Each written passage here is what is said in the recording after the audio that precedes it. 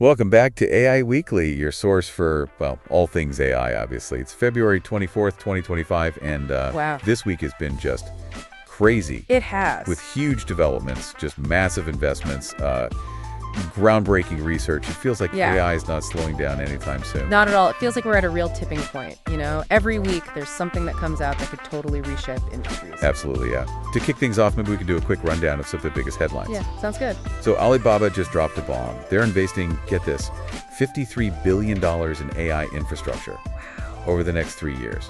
And we're talking data centers, cloud computing, like the whole nine yards. The whole shebang. They're clearly aiming to be a global AI powerhouse. Yeah, for sure. That's a bold move, especially when you look at the current market, you know?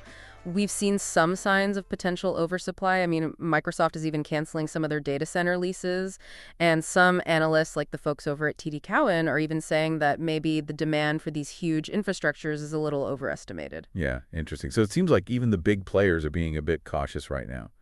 On a totally different note, Apple's making a big splash in the U.S. with, this is another big number, a $500 billion investment plan.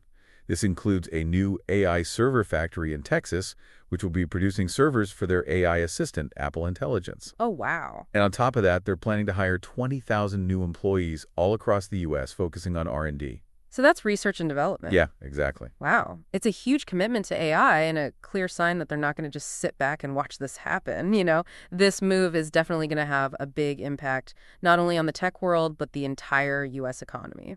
For sure. And speaking of big players, Elon Musk's xAI just launched their latest AI model, Grok 3.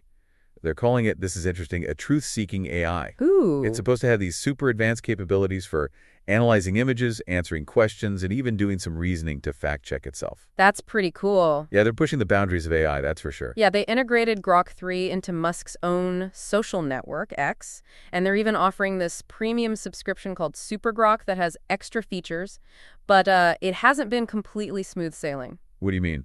Well, there was a little bit of a controversy because Grok 3 was censoring info about, get this, Donald Trump and Elon Musk himself. Oh, wow. But xAI was pretty quick to undo the change, and they said it wasn't aligned with their values. Yeah, I could see how that would be a problem. Right. It just goes to show, even with the best intentions, making sure AI is unbiased, that's a tough one. Really tough. So on a completely different side of the spectrum, we have Mira Murati, the former CPO of OpenAI, who just launched her own thing, Thinking Machines Lab.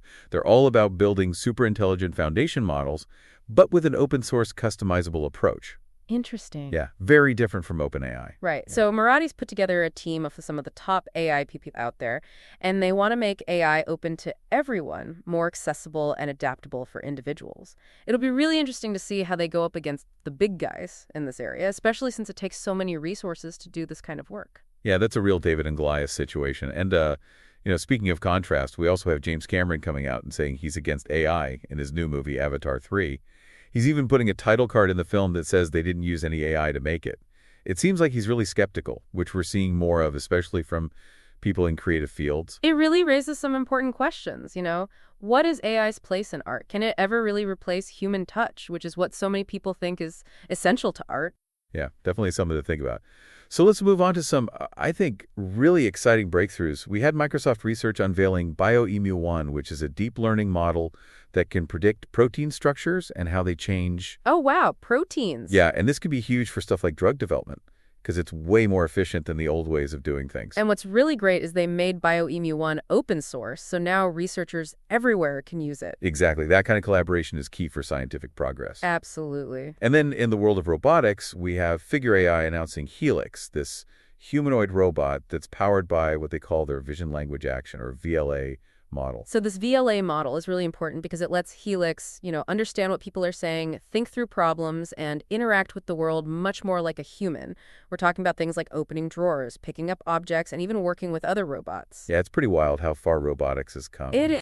And finally, OpenAI introduced a new benchmark called xAI Halley Lancer. It's meant to test how well AI models can do real-world software engineering tasks. Like, Imagine an AI freelancer. So this benchmark is a big deal because it's not just about those simple unit tests anymore. It's about seeing if AI can actually work on big code bases and deal with the demands of real clients. It gives us a much more accurate idea of how AI might actually work in the real world. Absolutely. It's a big step towards understanding what the future of software development might look like. Yeah, for sure. So as you can see, it's been an absolute jam-packed week of breakthroughs and thought-provoking stuff. Totally. Now, out of all of these stories, we wanted to do a deeper dive on two that we found really interesting. Definitely. The first is Grok 3, that truth-seeking AI from Elon Musk and xAI. Right. That idea really got us thinking. We want to unpack what that actually means, really explore its capabilities, and see how it stacks up against other large language models. Yeah, for sure. And the second deep dive will be on Mira Murati and her Thinking Machines Lab. We want to explore her vision for open source AI development and the challenges she'll face going up against those big established companies. And, what could her approach mean for making AI accessible to everybody? Right. It's a fascinating story, so stay tuned because we're going to be diving into both of these stories in a lot more detail after the break. Can't wait. Okay, so let's get into Grok 3, this truth-seeking AI from Elon Musk and xAI. It's definitely got everyone talking. Yeah, it has. And there's definitely some substance behind the hype. I mean, Grok 3 really is a big step forward for AI. For one thing, it can analyze images, which Grok 2 couldn't do. Right, and that's huge. It opens up so many possibilities for interacting with AI. Absolutely, yeah. And then you have the improved reasoning abilities. xAI developed these models, Grok 3 reasoning and Grok 3 mini reasoning, which are designed specifically to boost Grok 3's logical thinking and fact-checking. So it's not just giving information, it's actually thinking about the information it gives. Exactly. And that's a key difference between Grok 3 and those earlier models. It's going beyond just recognizing patterns. It's trying to actually reason. And Musk has said he wants to make an AI that really prioritizes truth. How does Grok 3 do that? Well, one way is through the training data. On top of the massive amounts of text and code that most large language models are trained on, xAI also fed Grok 3 legal documents and court filings. Interesting. Why that specifically? Well, they think that by giving Grok 3 exposure to that kind of legal reasoning and arguments, it'll develop a better understanding of logic and evidence. So kind of like a crash course in critical thinking, basically. Exactly. And then there's the real-time data it gets from X, Musk's social media platform.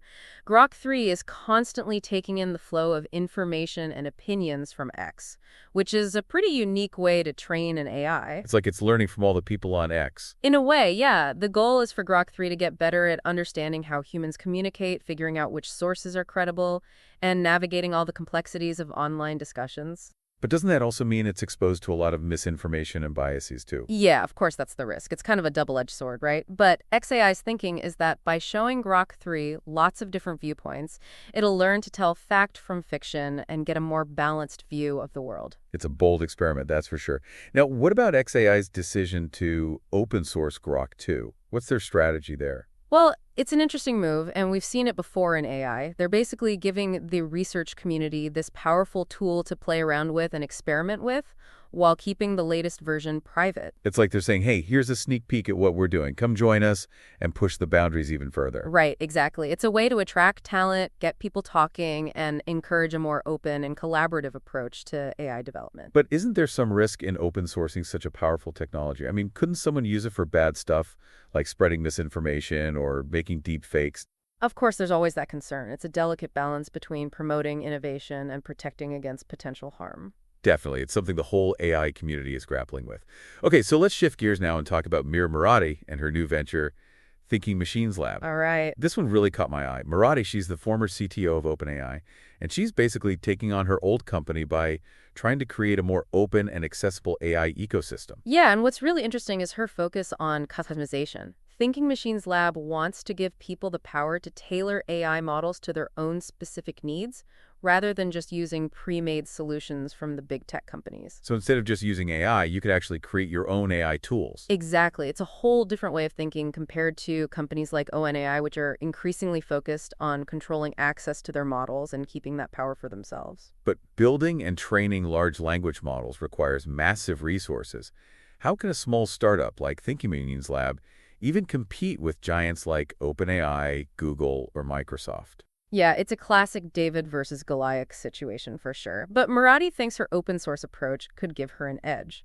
By making their work freely available, they can tap into a much larger pool of talent and resources. It's like using the power of the crowd to develop AI. Exactly, and it fits perfectly with Murati's vision of democratizing AI. She believes that by giving individuals more control over AI, we can unlock its full potential and make sure it benefits everyone, not just a select few. It's a great goal, but definitely faces a lot of challenges. What are some of the biggest hurdles Thinking Machines Lab will have to overcome? Well, besides the obvious lack of resources, there's also the issue of expertise. Building and training large language models needs a very specific skill set, and finding enough qualified people to work on an open source project like this is tough. And there's also the issue of quality control, right? With so many people contributing, how do you make sure the final product is a good, reliable AI model? Yeah, that's a big concern. Open source development needs a strong community and clear rules to make sure the project stays on course and achieves its goals. It's definitely a fascinating experiment, and I'm curious to see how it plays out. If Murati can pull it off, it could have a major impact on how accessible AI becomes. Yeah, it could level the playing field and empower a whole new generation of AI developers and innovators. So we've talked about Grok 3 and Thinking Machines Lab in depth, but before we move on, I wanted to touch on a few other stories from this week. Definitely, yeah. There were several other things worth mentioning, like Alibaba's huge investment of $53 billion in AI infrastructure. It's a clear sign that the competition in AI is really heating up. And then you have Apple's $500 billion investment in the U.S., including that new AI server factory and all those new jobs. It shows they're serious about becoming a major player in AI. And we can't forget about Microsoft's BioEmu-1, which could be a real game changer for protein research. It could speed up drug discovery and lead to new scientific breakthroughs, and the fact that they made it open source is fantastic for the scientific community. It's amazing to see the pace of innovation in AI. Every week there are new breakthroughs and new challenges. Yeah, and as AI keeps becoming more integrated into our lives, it's more important than ever to stay informed and be part of the conversation. Exactly. That's why we do AI Weekly. We want to help people understand all the complexities of AI, explore its potential benefits and risks, and ultimately empower them to navigate this rapidly changing landscape. Because AI isn't just a story for tech people, it's a story that's shaping the future of our world. And we all have a part to play in shaping that future. Definitely. So to wrap things up this week, we encourage you to keep exploring AI, keep asking questions, and keep sharing your thoughts. Yeah, because the future of AI is a conversation we need to have together. Absolutely. So until next week, this has been AI Weekly. Your guide to the world of artificial intelligence. Yeah, it really is incredible how AI is impacting so many areas, medicine, robotics, even art and social media. It really shows that AI isn't just about, algorithms and data. It's a tool that could change our world in big ways, both good and bad. And that brings us to a story that's not really about AI development itself, but more about its impact on culture.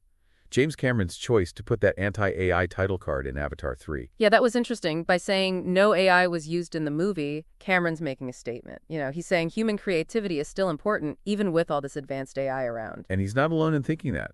A lot of artists and creative people are worried that AI might cheapen human expression and make all art look the same. Yeah, that's a valid concern. I mean, as AI-generated content becomes more common, we really need to talk about what human creativity means and how we define what good art is, especially when machines can make art that sometimes looks just like what humans make. It's a complicated issue, no easy answers there, but it's something we need to discuss. Absolutely. And this is just one example of the ethical and societal questions that AI is making us face. As AI gets more powerful and more widespread, we need to be really thoughtful and critical about how it's developed and used. For sure. We have to ask ourselves, what values do we want AI systems to reflect? How do we make sure AI serves humanity, not the other way around? Those are big questions, and there's no one right answer.